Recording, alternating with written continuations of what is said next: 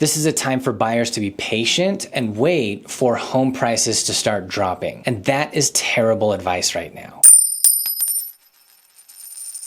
How's it going, guys? I'm Christopher McGee. I'm the owner of Halcyon Real Estate, affiliated with the Keller Williams Marcus Center in Salt Lake City, Utah. Today is St. Patrick's Day, the 17th of March, 2025. This is the Numbers and the Nuance. This is where you come weekly in order to know exactly what Utah's housing market is look like. I'm pulling the data right off the MLS, plotting it on graphs so that you can see charts that show trends across the weeks and the months, so you can see where trends are pointing to right now. Okay, so like every week, I'll give you a breakdown of what I'm seeing right now, and then I'll show you the numbers right as they appear. Let's get to it. So recently somebody posted in the comments of one of my videos that because they were noticing increasing inventory, an increasing number of homes available for sale in Utah, and because they were noticing an increase in price cuts, and because they noticed that some homes were sitting on the market longer, and all of this is apropos of no data that they offered, okay? This was just things that they noticed in their own neighborhood. I don't know where else they might have been getting the data that they were talking about, but they took all this to mean that because these things were happening, this is a time for buyers to be patient and wait for home prices to start dropping. And that is terrible advice right now. If inventory were increasing right now, which it is, against the backdrop of it taking longer for homes to be sold, and against the backdrop of an increased number of price drops with the end result that average home prices were dropping, and against the backdrop of seeing homes sit on the market on average for 4+ months, then they would have a point. But this is not the backdrop against which we see inventory rising. What we see now is the tail end of winter. So some homes have been on the market for 4+ months, but it is definitely not the average, not even close. And we see us heading into spring. That is exactly what the cyclical nature of real estate and the numbers in our marketplace are showing us right now. Our market's numbers are showing us the spring cycle of real estate, and they started it this year relatively early, in fact. So we have an increasing number of sellers on the market, as evidenced by the increased number of homes for sale, but we also have an increasing number of buyers coming on the market, as evidenced by the increased number of homes being sold every week, an increased number of homes going under contract every week, an increased number of purchase applications on the lending side of things, a moderately increasing average home price right now, and yes, an increasing number of price cuts because it is the tail end of winter heading into spring,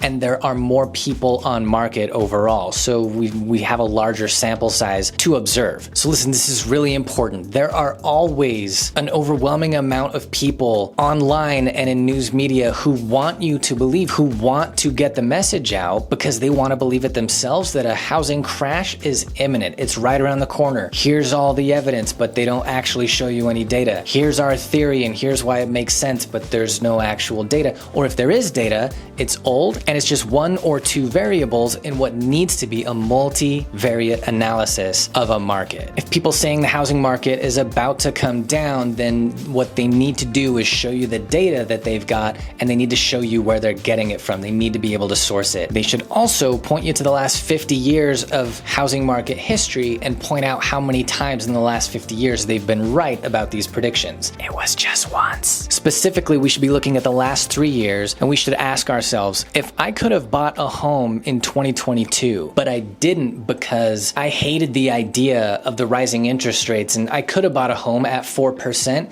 but my friends and family had 2%. It was dumb for me to buy a home at 4%, so I'm gonna wait because surely the result of these interest rates coming up is going to be home prices coming down.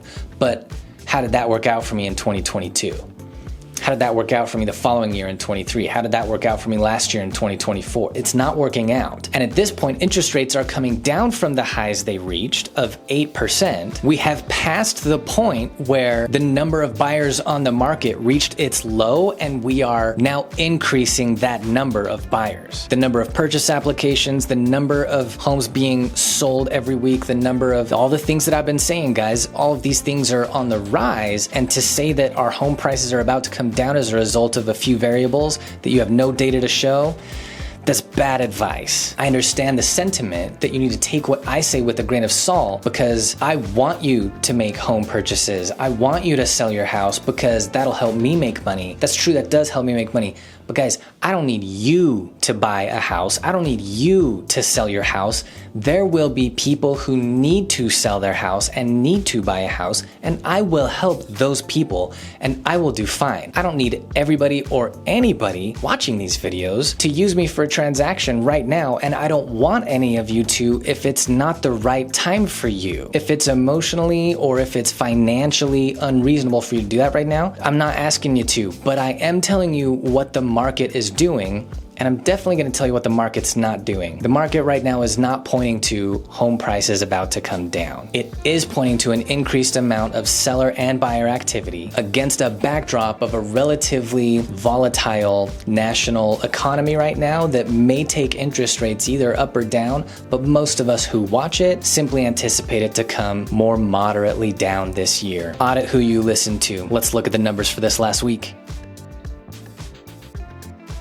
Okay guys, here's where things stand in the Utah housing market as of 3/17/2025. Our current inventory stands at 10,334. That is up about another 300 from the prior week, continuing its uptrend. The prior week's average days on market, the amount of time, the number of days it takes for a home to be sold or accept a contract or accept an offer once it's been placed on the market, average days on market is now 56. That's down a big jump from the previous week, now showing a strong downtrend for a solid month, and it's going to continue to trend down. Prior week average list price jumped up quite a bit to $801,011. That is up significantly from the previous week, trending. This is now trending moderately up. Now the prior week's average sold price came to $774,461, which means the difference between average list price and average sold price came again in the buyer's favor, as it has for the last 3 years, to the tune of $26,550. Further away from no difference between those two numbers than it's been for a little bit. Now the prior week's median sold price came to $499,548. So I keep pointing that out because it's important to understand the difference between where average home price is and where median home price is, where a greater number of people are experiencing what buying a home is like in Utah right now. The number of homes sold last week came to 502. That is down from the previous week, but this is clearly still trending up. Number of homes currently under contract comes to 4,886. This is up from the previous week, and this is strongly trending up from the year's beginning. Last week, the number of times a seller thought, you know what, I better cut the price, the asking price on my home in order to attract a buyer's offer. That happened 932 times the previous week. That's down from the previous week. We can see this trending up right in line with inventory and buyer activity. Last week, the number of listing contracts that were either canceled, expired, or withdrawn from the MLS came to 266. That is down from the prior week. And this is showing a moderate downtrend overall. And what that shows really is increasing confidence in sellers' ability to sell their homes when they put them on the market. And finally, interest rates are now sitting at 6.8%, and that is up a touch from the previous week, still trending down from the year's beginning. And that is it for this week, guys. Thanks for watching. If you have any questions or any comments, anything you don't understand or anything you'd like to understand a little bit better, hit me in the comments. I'll be happy to respond. Somebody did leave a comment this last week that while I'm rattling off a lot of numbers here, that they're not necessarily following along, and that's totally okay. And I mentioned in my response to that comment why I do this the way I do. I'm trying to get through it a little bit faster. I think some people feel like these take a little too long as it is. I used to have a video, well, I still have the video that gives a breakdown of what each of these data sets really means, whether you're a buyer or a seller. So if inventory is going up, what does that mean for you as a seller or a buyer? And I go on down the list of all the numbers and the variables that I look at here. I'm gonna make another one of those soon, and then I'll reference it early in the video so that if you're watching this for the first time and it's just a lot of numbers and data and you're like, I don't know what it all means to me, you'll just be able to hit the video that I reference that explains what all of it is. If you or anybody you know is thinking of selling or buying a home here in Utah anytime in the coming months, I hope you're comfortable reaching out to me.